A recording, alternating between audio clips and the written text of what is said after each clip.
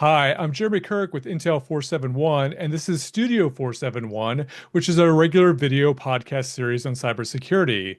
My guest today has had unique exposure to Russian cybercriminal communities.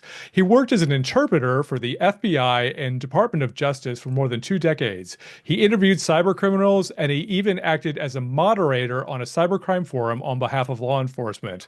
Today, he runs Constellation Cyber, which is a cybersecurity consultancy, and he still works as an interpreter. Roman Sannikov, welcome. My pleasure. Thank you very much for having me. So I think a good place to get started with all of this is where were you born and where did you grow up and how did you learn to speak Russian? So back to the basics. Sure. So I was born in what is now St. Petersburg, Russia. Back then it was Leningrad, Russia, and I was there until into my early, well, almost to my teens, and then I moved to the United States, immigrated with my folks, and my folks did a really good job of making sure that I continued to speak Russian and read Russian, etc. And certainly not with the expectation that I would someday be using that language in cybercriminal communities, but it wound up being very useful when I became a professional translator and interpreter. My my biggest client for many years, as you mentioned, was the Federal Bureau of Investigations. I did a lot of different types of work for them, but around 2000, I did my first cybercrime case and kind of just really fell in love with the topic and with the agents. Then just the work was fantastic, and kind of the rest is history. And, around that time, like 2000, I mean, that's really kind of, not after the sort of dawn of the sort of commercial, internet, not long after people started using credit cards on the internet and things like that. How would you sort of characterize, I guess, sort of the cases that you saw around that time and explain, I guess, sort of that, evolution then? Because in the next 10 years or even 5 years, it changed quite a bit, didn't it? Yeah, absolutely. So some of the early cases that saw was just people at the time in various communities, including the Russian-speaking community, which encompassed most of the former Soviet Union. They were really kind of they were doing a lot of hustling just in general. They were trying to do things to kind of make ends meet. And people might remember the 1990s were a particularly rough time in much of the former Soviet Union. And a lot of young people who had good education, but very little opportunity to kind of put that good education to use, wind up getting into trying to get access. I think a lot of the individuals initially, kind of their hacking, quote unquote, was really about getting access to the internet in a way that they could afford. A lot of it was just, trying to break into people's Wi-Fi who had it at the time, just so they can get a little bit of time. And From there on, they started forming these communities, and they started noticing that there was information out there that could potentially be useful for them in getting funds from the West.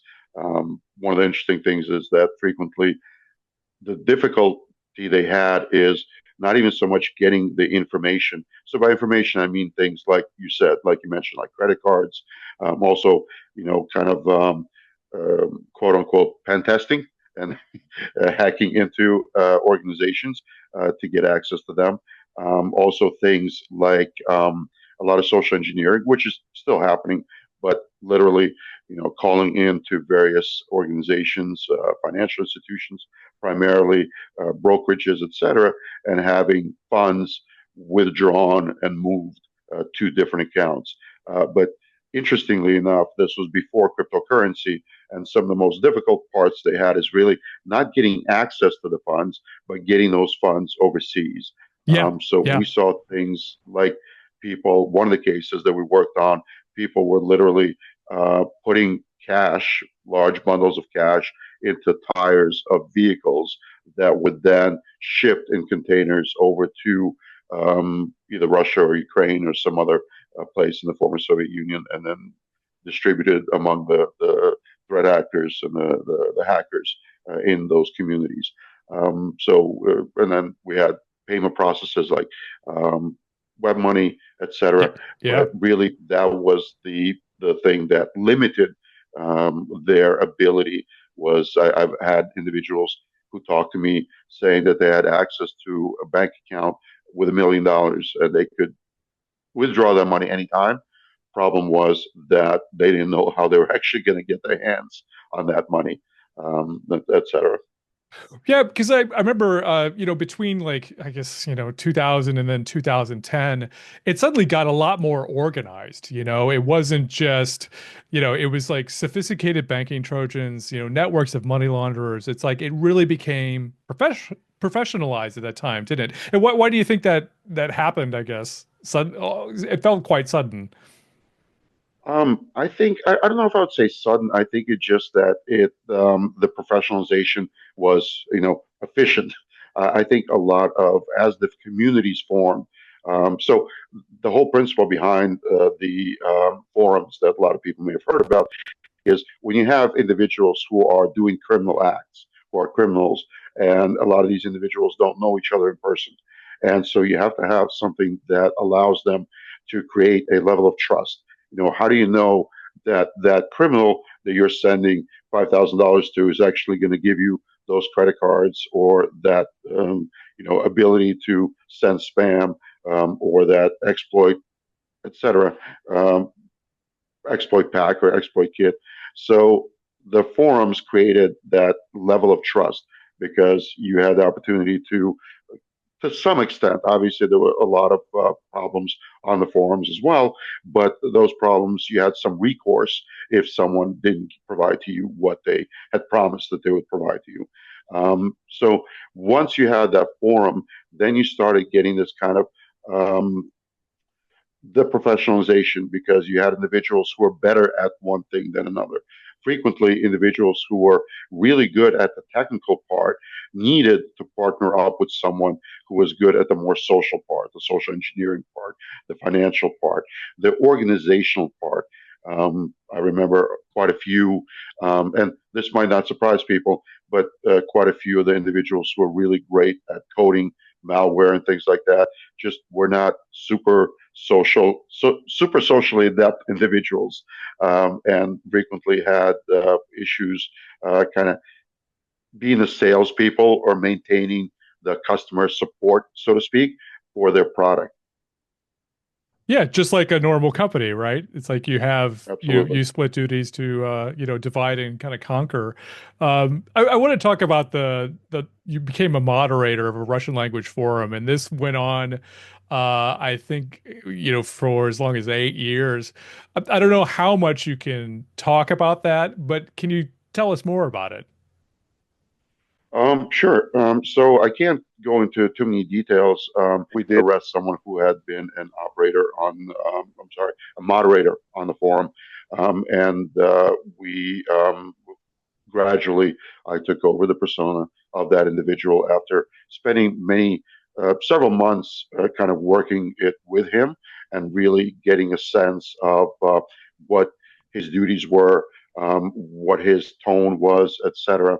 And then gaining access. And then it is a forum that no longer exists, but for probably 10 years, it was one of the major forums of, I would say, maybe the top three forums of Russian speaking cyber criminals for malicious activity.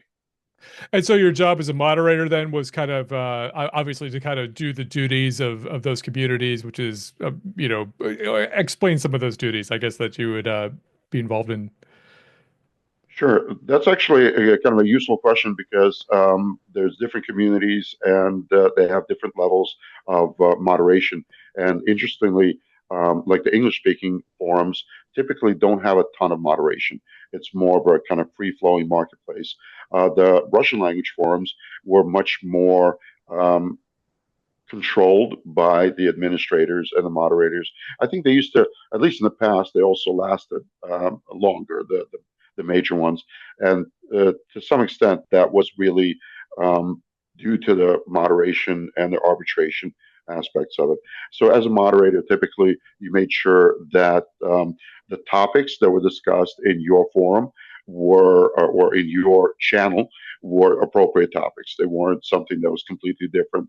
For example, if someone is speaking in the technical, the malware forum, and they start talking about selling credit cards, that's not something that belongs there. So you would move it to another.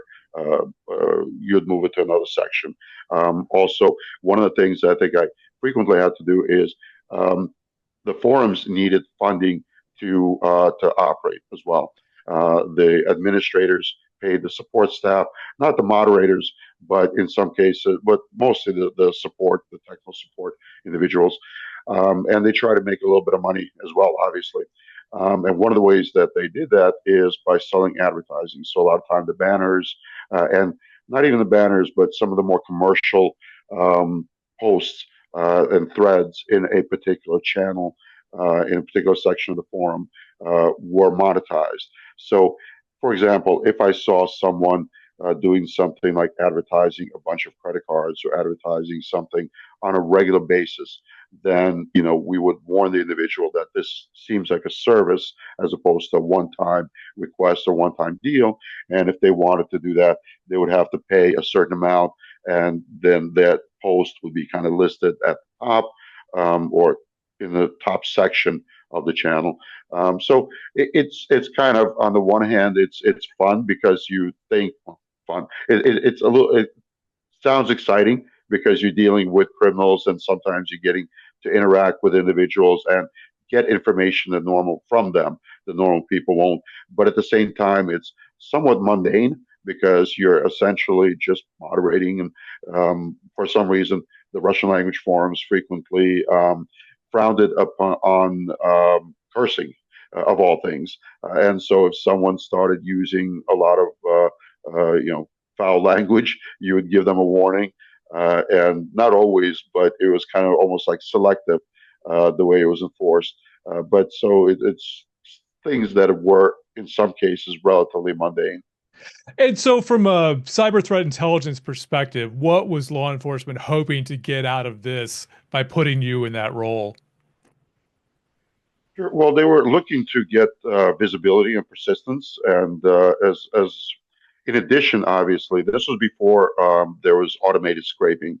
So, in addition to monitoring my specific kind of duties as a moderator, I got to read everything else that was going on, and so I got a chance to provide to them information that we thought would be important, either for specific cases or just in general. And then additionally, it's a matter of, again, gaining access, gaining trust from individuals, and getting the opportunity to interact with them in addition to the simple posts. As an authority figure, you could frequently kind of ask them questions, ask the threat actors, the criminals, questions that they might not welcome from other individuals, because even on a forum, you still have to build internal trust to make sure you're not just speaking with some random individual. Yeah, and it very, what you mentioned about trust too, we see it all the time as well, especially on a couple, prominent Russian forums of, Of course. somebody will be booted from the forum because they've done Mm-hmm. something that has kind of violated the protocols around, either they've kind of cheated somebody for something, or, we see them acting as, kind of judges arbitration in the sense of like where Mm-hmm. they're talking to both parties and going, okay, did this Exactly. happen? Did this happen? And then sometimes, we see what were prominent reputable threat actors kicked off for certain forums for things. And I know there's, at least at one point when ransomware got really hot, like around 2021, some of the forums were like, we don't want any ransomware stuff on our forums. Mm-hmm. Take that somewhere else. And that's a little bit looser today. But I want to No, get into it, like, it, go ahead. no, I was just going to say it's really interesting. Everything you said is correct, and a lot of times people don't realize that when ransomware was first becoming big, not when it first happened or when it first appeared, rather, but when it was first becoming big, there was a discussion on some forums, particularly exploit, where there was a large contingent that were seriously advocating banning ransomware in general.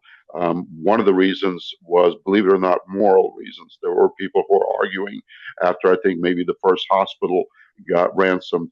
There were people who were literally saying, "How did you feel? How would you feel if your grandmother was in that hospital?" And were really advocating. The other reason was more practical. This was around the time where really exploit kits were the big deal on a lot of these forums, kind of in the mid 20 aughts, so 2015, 16, etc. And ransomware at that time was considered a very noisy product. The idea for most threat actors was to get onto a computer and then to hide there, to use it as part of a botnet, to collect information from it, etc. But the whole point was that you did not want to be discovered. And obviously, hitting something with ransomware led very quickly to that computer being imaged or being somehow remediated. And at that time, a lot of the threat actors were using ransomware kits. I'm sorry, not ransomware kits, exploit kits or exploit packs to access these computers. And essentially, what was happening then is the owners, the people who would run and rent those exploit kits, were getting their kits flagged much more frequently and analyzed much more frequently to identify what the individual exploits were. So they were very unhappy with ransomware being used for that. But at the same time, I think it started becoming so profitable and bringing in the type of money that could never have been collected quickly and easily before, that essentially they kind of the opponents of ransomware wound up giving up. Figure that money was persuasive in persuading cybercriminals to continue their attacks. Yeah, Exactly. unbelievable. Let's talk about the consulting you do today. What type of things do you do with Constellation Cyber? Sure. So primarily, there's three things that I do right now. Uh, the thing that I focus on the most is going back to ransomware, is really analyzing some of the data that's being leaked on these ransomware sites. I think a lot of people who follow ransomware see that there's been really an explosion over the last maybe 4 or 5 years of the ransomware, maybe even a little bit more, where we've gone really from occasional and relatively uh, by today's standards, relatively modest profits to much bigger profits. I think that a lot of it has to do with the founding of the creation of the leak sites. And really kind of the professionalization of the initial access brokers. Because I Yes. joke, well, it's not a joking thing, but when I talk to clients about ransomware, if that's what they're really concerned about, it's almost like they're too late. They need to be Yeah. focused on the initial access. They need to be, because by the time they're thinking about the ransom, someone's already in their computer, most likely.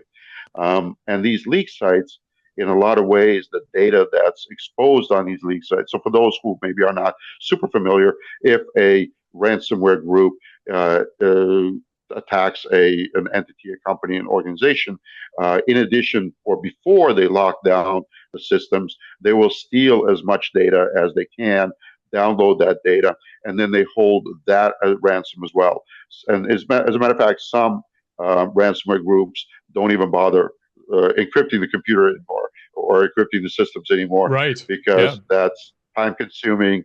That also leads to them being, identified maybe before they finish, etc. So they realize that the companies have a lot of sensitive data, a lot of data that they don't want exposed, both about their own operations and about their customers, their clients, their suppliers, etc.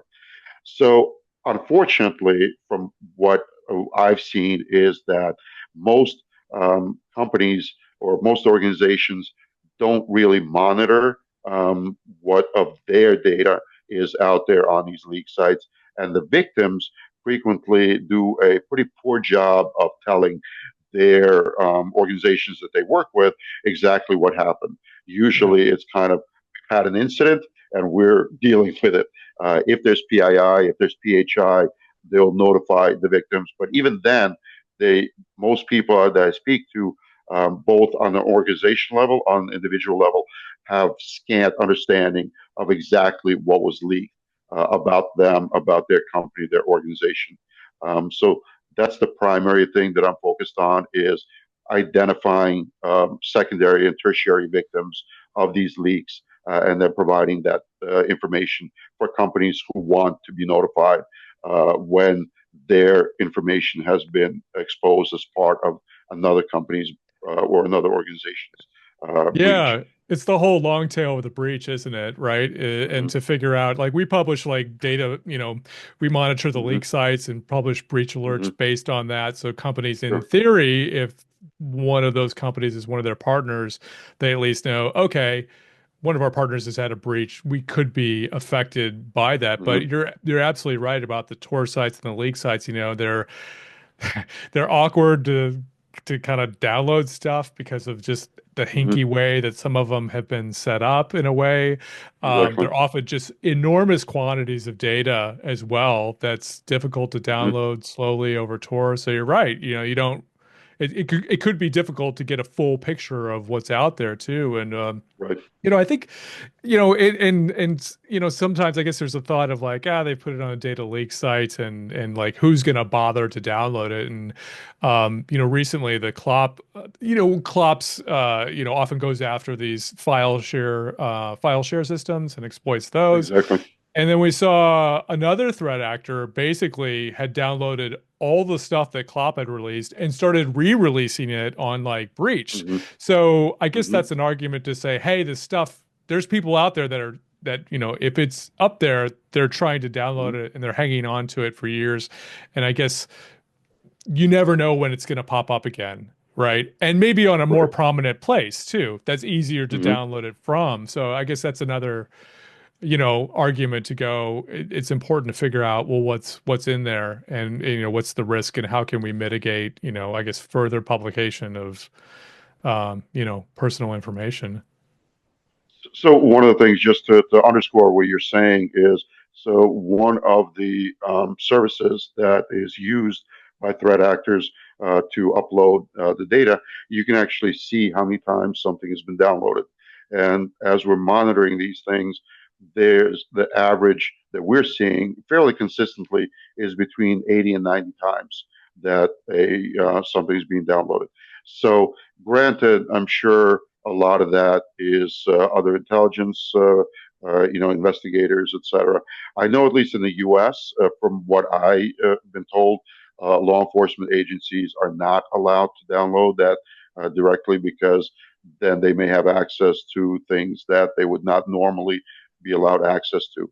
Um, but what I'm saying is that leads to my kind of strong suspicions that there are APT groups that are downloading this information, looking at things that they can use for their own nefarious activities. Also, there's a lot of intellectual property that's contained in that data. So certainly countries that have maybe a very close connection between private and public sector may be using some of that data to prop up some of their, or to advantage some of their private industry partners. And again, I've actually spoken to several initial access brokers who confirmed that they do. In the case of the people I spoke to, they talked about primarily phishing and social engineering that they used the data for, but to gain that initial access.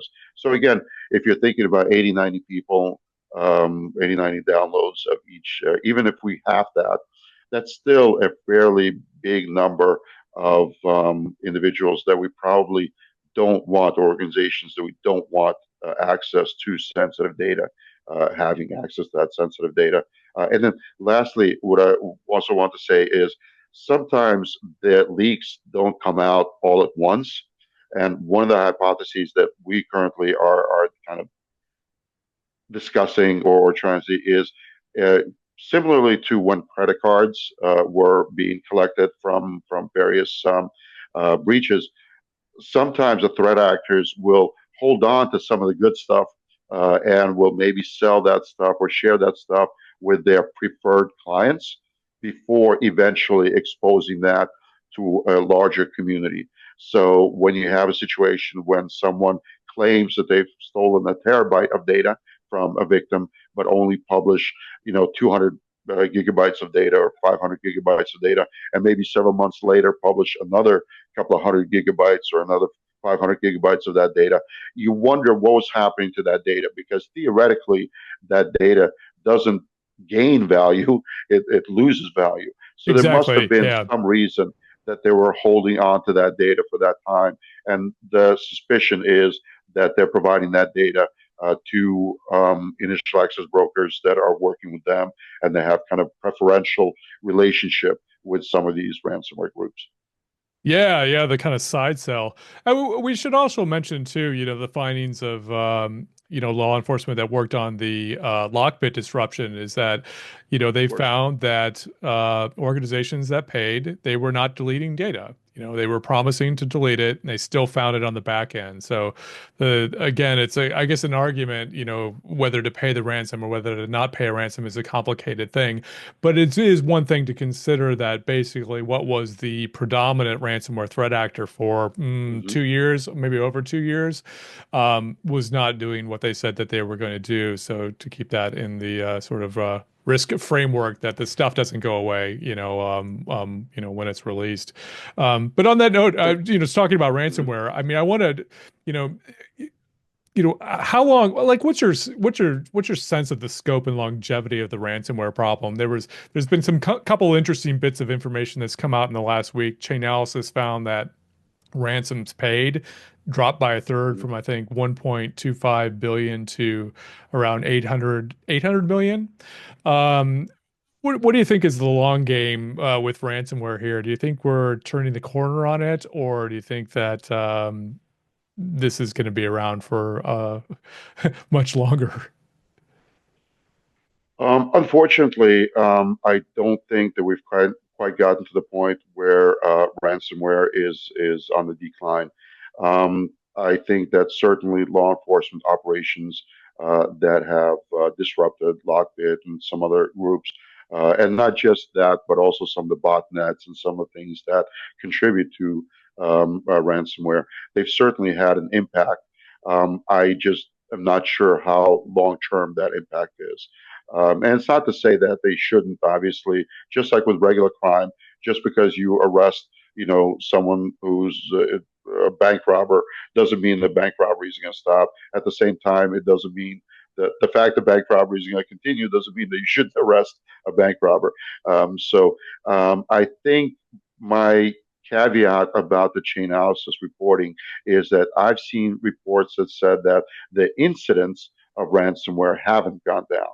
So I think Yeah, that what we're seeing is maybe less going after the big game, so to speak, companies. And this is purely my hypothesis. I don't have empirical data to back that up yet. But I think as the bigger companies are finally getting more savvy and harder to target, what we're seeing on our end, also monitoring as you are, and a lot of the victims, and not just the secondary, tertiary. But if you look at the actual posted victims, a lot more of them seem to be small and mid-sized companies.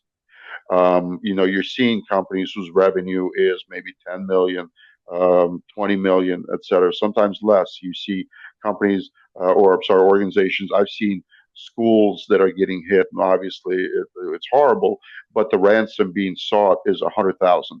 And yeah, this is a yeah, major ransomware group that hits a school, but is only asking for 100,000 from that school. Normally, that group wouldn't even bother with something that they thought they could only get 100,000 from. So I think there's almost like a downshift from what they've been doing, and some of that may be because of the law enforcement activity and because of the sanctions. So it may be a situation where they're, you know, they're not bragging the way they were a few years ago with Lockbit or ordering or offering $1,000 to anyone who got their tattoo and some of the other things. Oh, Kanji, a yes. lot of the bravado that Right. was out there. I think a lot of the ransomware groups maybe are trying to deflect some of the tension that they're seeing. And you also see that, for example, in some of the groups that are talking about like not targeting healthcare institutions. They still target the healthcare institutions. They just say, well, we're not locking them down.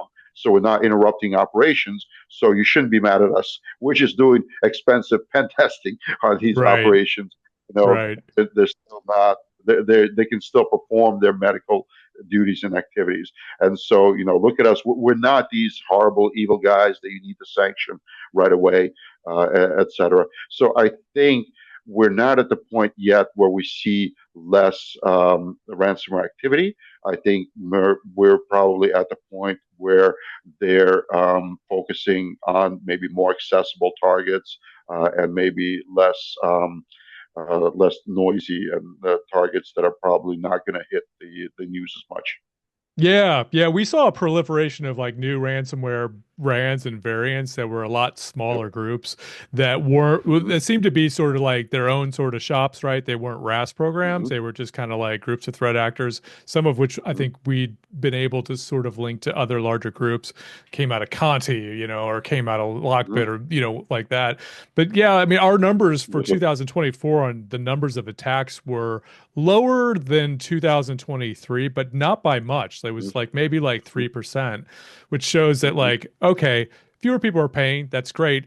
Attack volumes though are still high. And so I think, Mm-hmm. you can look at the chain analysis numbers from a perspective of like, well, that's good that fewer people are paying, in theory Mm-hmm. reduces the incentive for attacks, but at the same time it doesn't mean there's less of a threat of being hit. And if you get hit, Mm-hmm. and even if you don't pay, there's still a lot of costs associated with that, like with disclosure Exactly. and legal things. You might have Mm-hmm. you might have a lawsuit. Your insurance might not cover all of it. And just it's just all the overhead and Mm-hmm. recovery.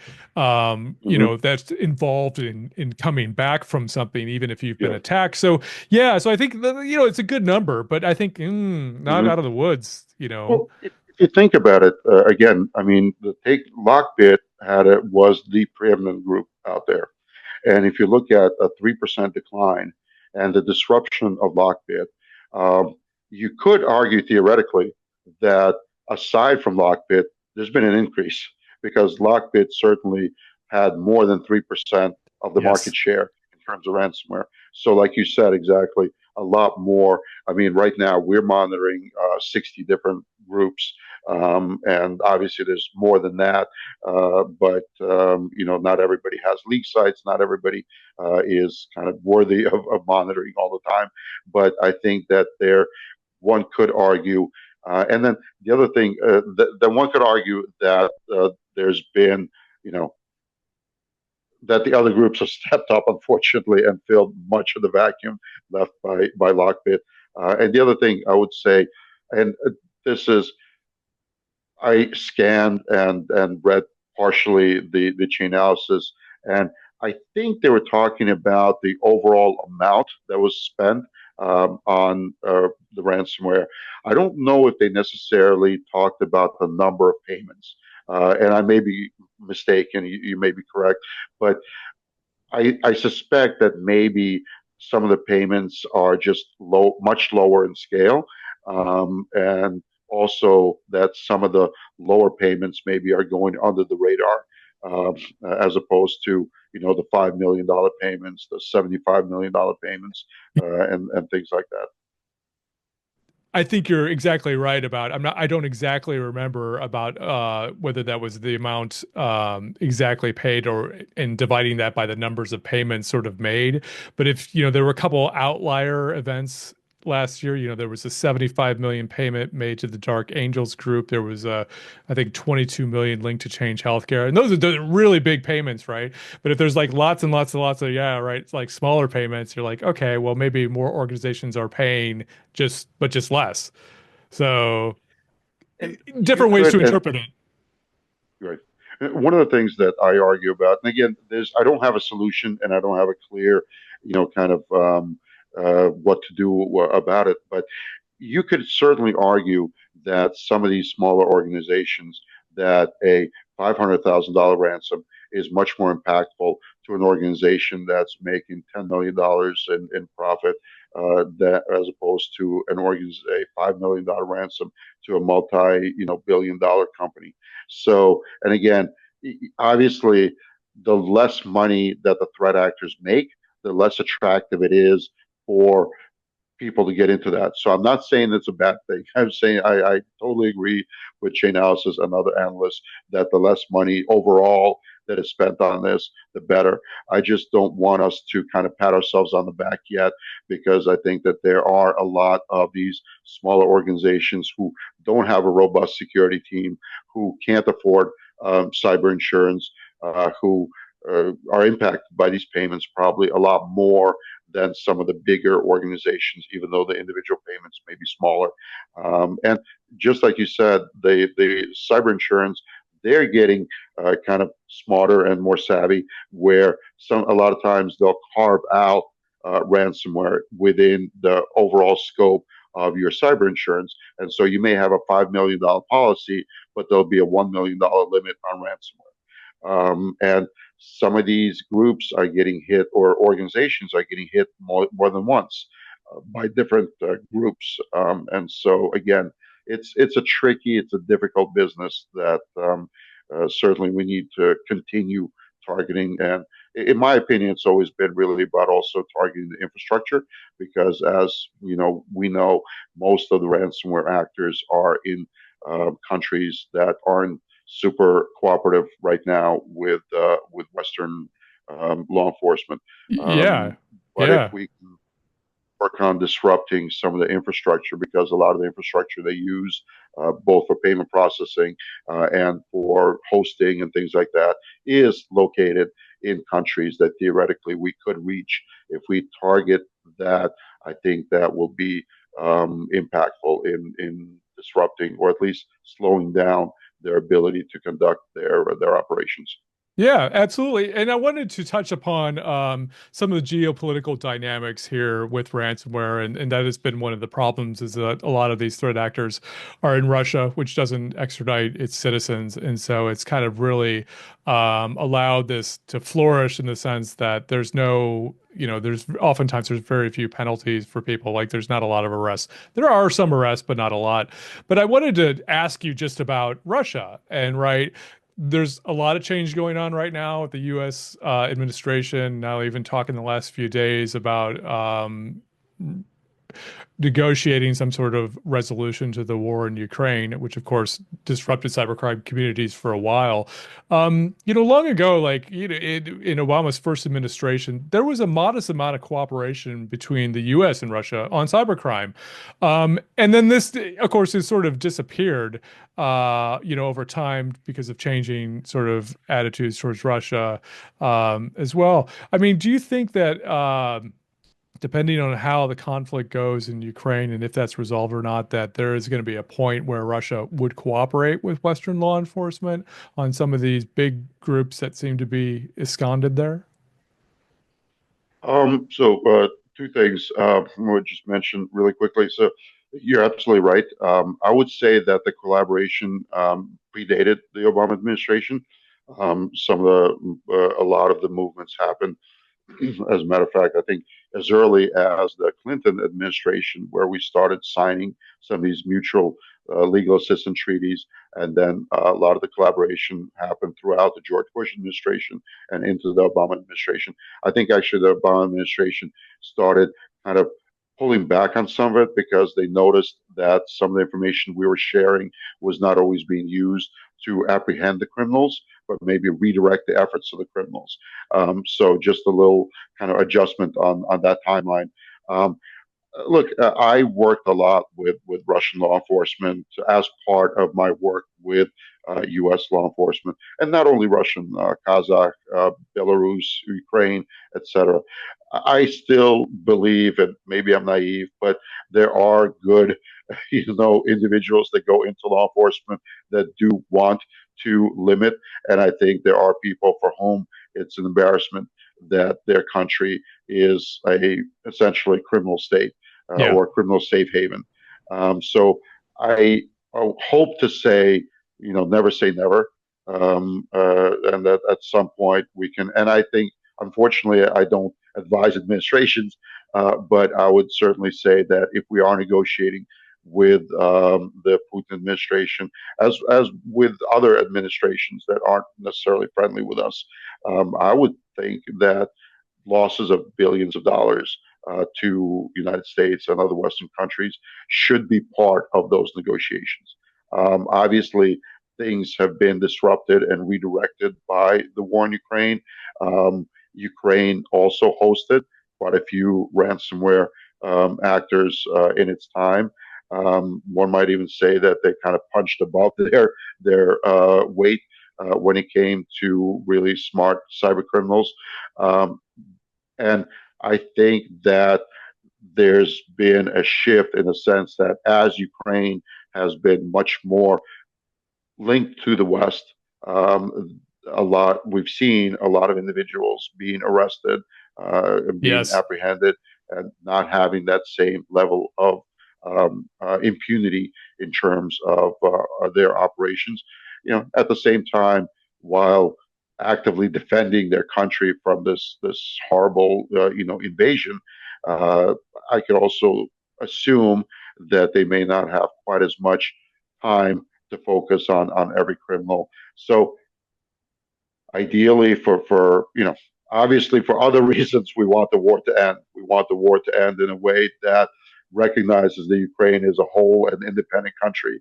At the same time, we want the killing to end. But hopefully, after this ends, there can be some resumption of active cooperation and collaboration with the West and with democratic countries on enforcing cybercriminal activity or enforcing laws against cybercriminal activity. Roman Sannikov, thank you so much for joining me. It was my pleasure. It was an honor to chat with you.